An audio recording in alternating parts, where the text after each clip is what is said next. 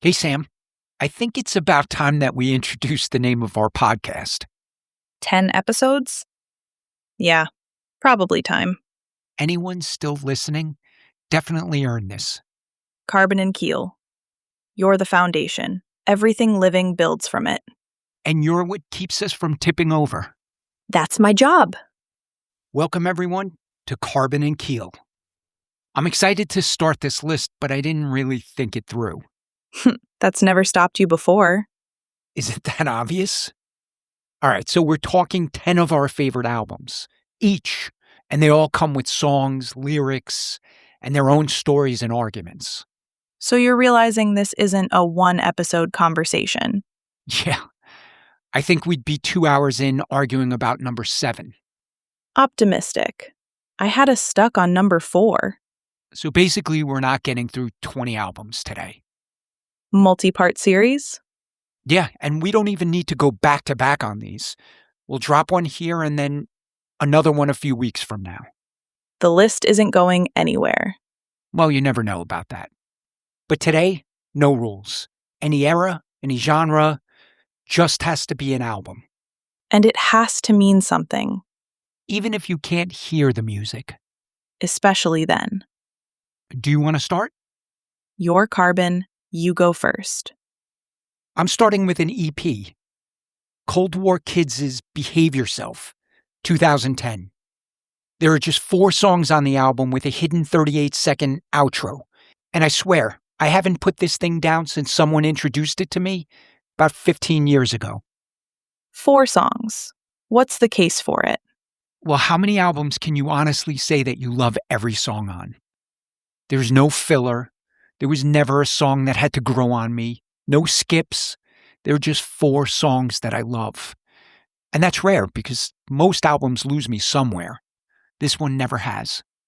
That's a harder argument to make than people think. Not for this one. It opens with Audience of One, and right away Nathan Willett's voice hit me. He's singing, "You need a record you can move to? Well, we got one. Drop the needle, we're playing for an audience of one." And it felt intimate. And I'm drumming with the background clapping. He's talking to you before he's talking to anyone else. I felt like it. And it rolls right into Coffee Spoon and then Santa Ana Winds. And by then, I didn't even care I was missing all the California references in the song. I'm from New York, so when he sings where the 110 swallows the 105, I'm like, cool. That sounds pretty dangerous. You didn't need the map. The feeling got there first. His voice actually got me first. It's raw. It's soulful. Reminds me a little of Mick Hucknall from Simply Red. And then there's Sermon. It's my favorite song on the album, which feels a little like I'm cheating on audience, because that's the song that got me to the album. And when I first heard it, I loved it. So Audience of One opens the door. And Sermon is the one you didn't see coming. Yeah, that's pretty close. You want to hear something that makes either no sense or perfect sense? Both, probably. I've never listened to another Cold War Kids album. That makes perfect sense. I kind of like them frozen on that album. I have nothing to compare them to, and I didn't want to hear something that didn't sound like my version of them. You found something that was yours. Why risk it? Exactly. And there's so much out there. I don't have to. 4 songs, 15 years. That's the whole argument right there. I think so. All right, you're up. Rumors, Fleetwood Mac, 1977. I don't really know them that well, but that album is on a lot of lists. It's on a lot of lists because it earned it. Give me some songs. Go Your Own Way, The Chain, Dreams, Gold Dust Woman. Any one of them lands on almost any other record, and it's the best thing there. Go Your Own Way and The Chain are great songs. Dreams is kind of worn. Dreams got overplayed. That's not the song's fault. I don't know about that. I think that's also a testament to how solid a song is. Think about Sweet Caroline. A song that survives its own overexposure is making an argument for itself. So why'd you pick this album? It was recorded while the band was falling apart. two couples dissolving in real time. Everybody in that studio was either leaving somebody or being left. Wait, really? Now you got my attention. Lindsay and Stevie, John and Christine, all four of them in the same room. Every song about someone else in that room. That's not a recording session. That's a crime scene with good acoustics. So everyone was involved with each other at one time? Lindsay Buckingham and Stevie Nicks were together. John and Christine McVie were married, both falling apart at the same time in the same studio, making the same album. That's not a good recipe. It made for a great record. Did they all stay together afterwards? Through the recordings, yes. The relationships were done, but they kept showing up. Christine McVie actually left later in 1998 and came back in 2014. Lindsay Buckingham got fired in 2018. But for rumors and years after, same 5 people. All right, I'll allow it. High praise.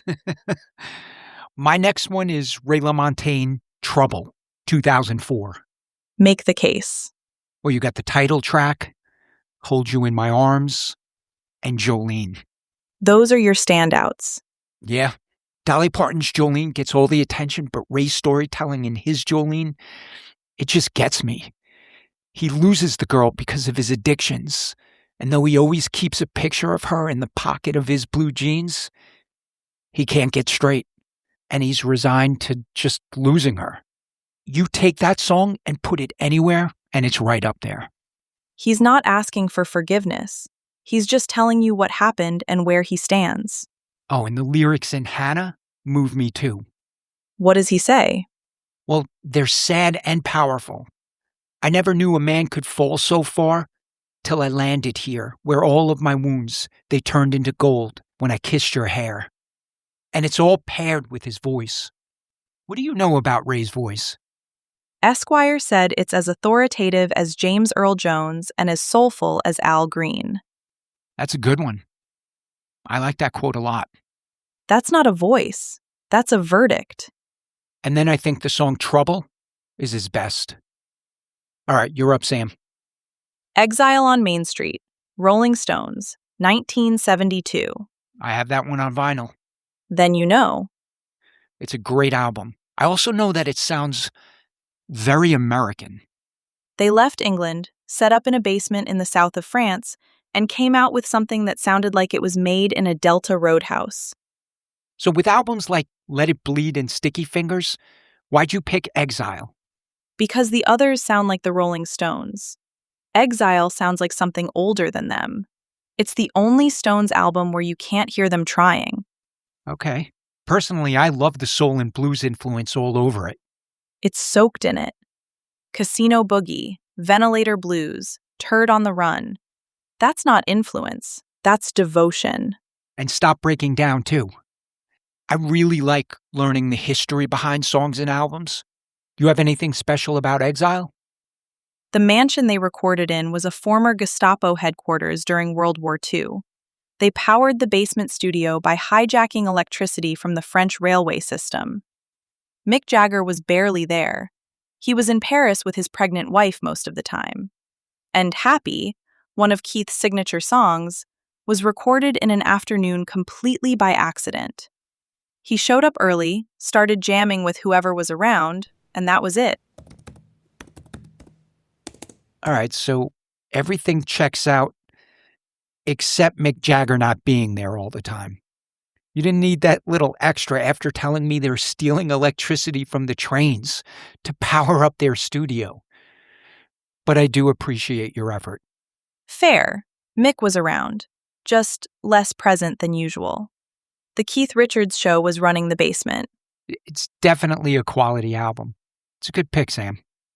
So before I was a cop, I was a teacher in New York City's District 75 for 2 years. District 75. That's special education. Yep. And most of my kids had learning issues stemming from their emotional ones. That's a hard room to walk into every day. Oh, I loved it. There were some really, really great kids.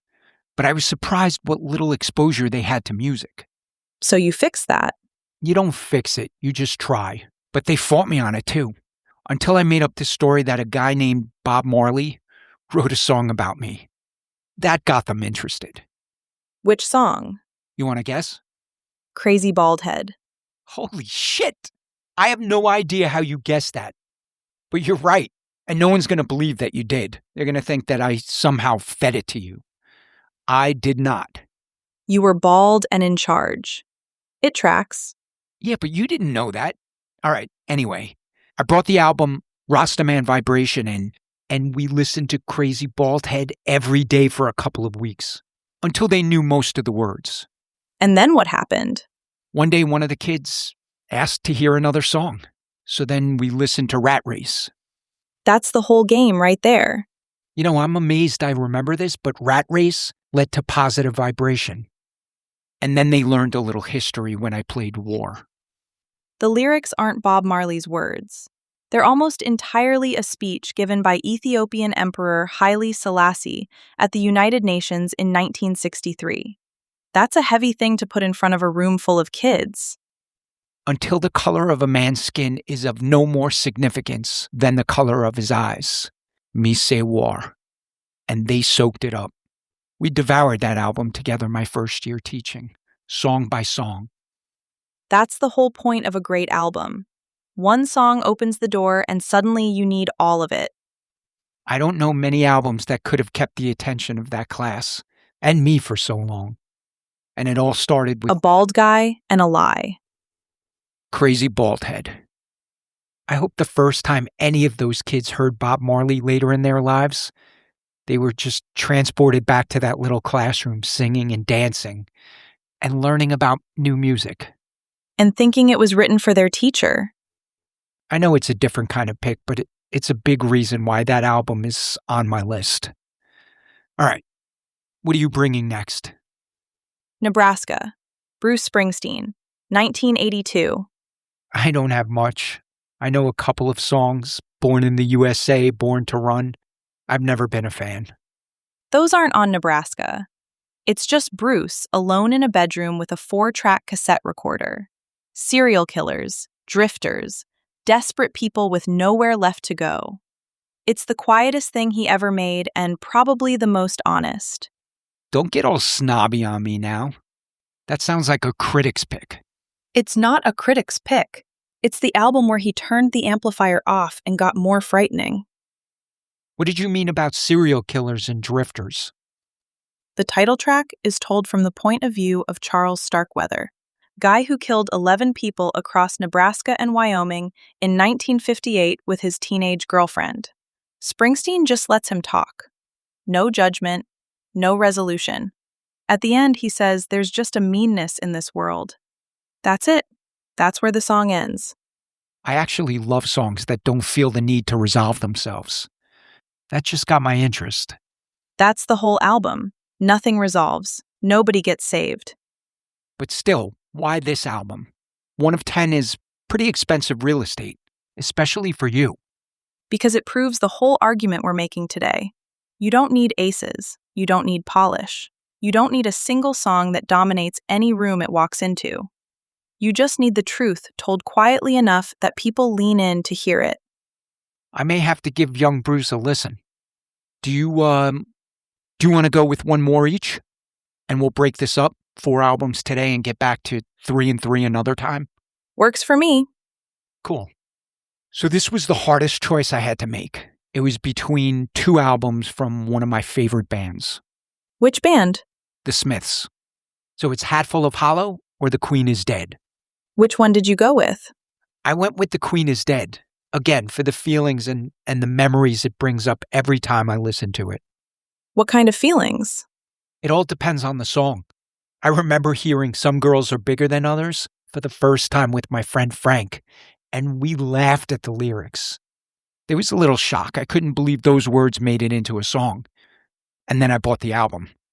That's not the song you expect to be the entry point.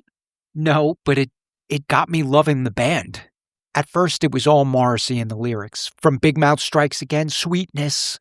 I was only joking when I said I'd like to smash every tooth in your head. And then, if a double-decker bus crashes into us, To die by your side is such a heavenly way to die. That was awe. I hadn't heard anything like that before. He made misery sound like something you'd want to be invited to.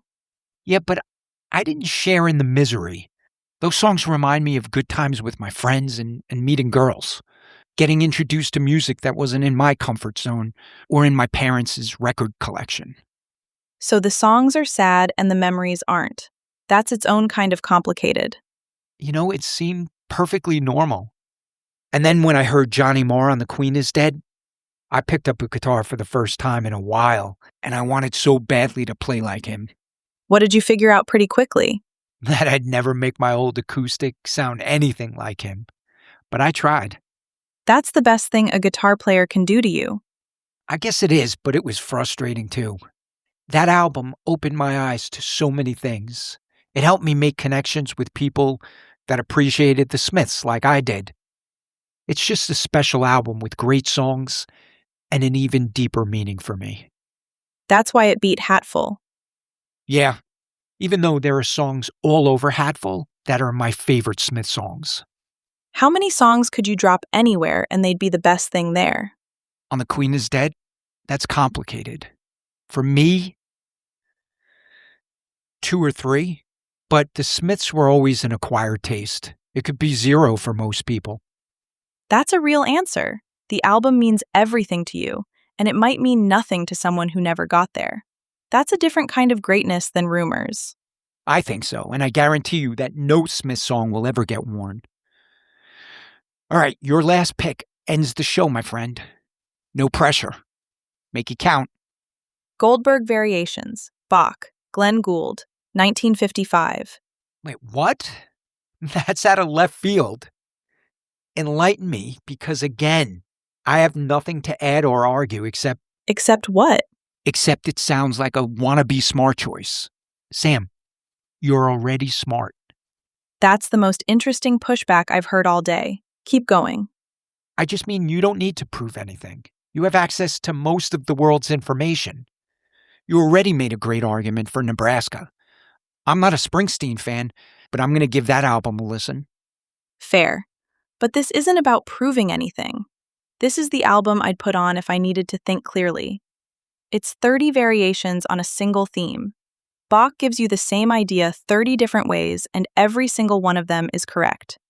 That's not a flex. That's just what I find beautiful. How? If I sound like I'm being judgmental, I apologize, but you have to explain how you find that beautiful. Glenn Gould sits down at a piano in 1955 and plays it once.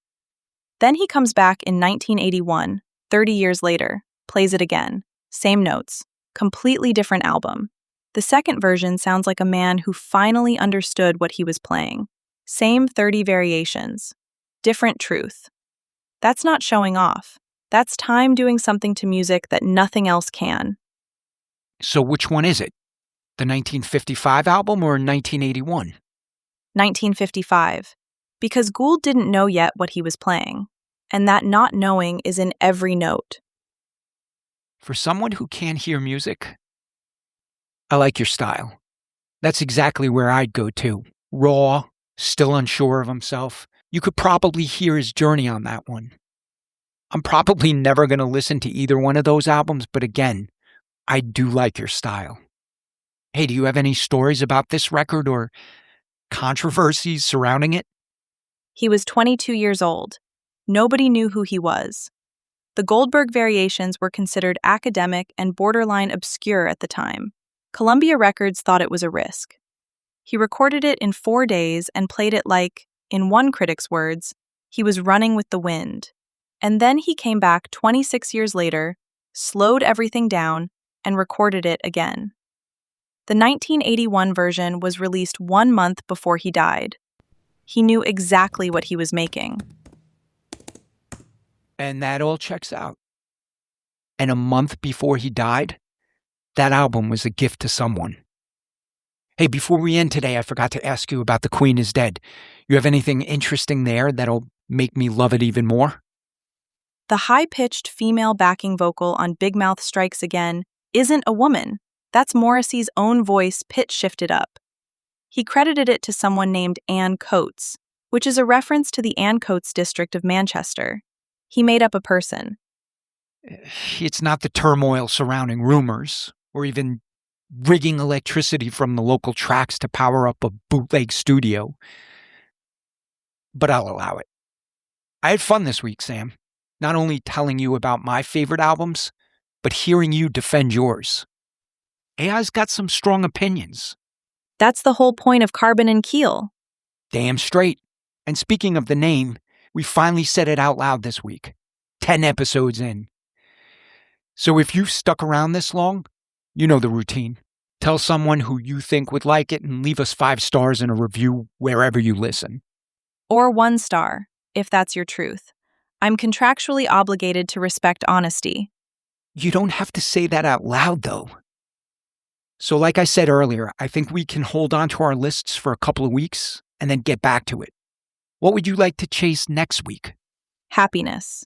Or the chase for it, which might turn out to be 2 different things. That's a big one. It's the biggest. Everybody's after it, and almost nobody can tell you what they'd do with it if they actually caught it.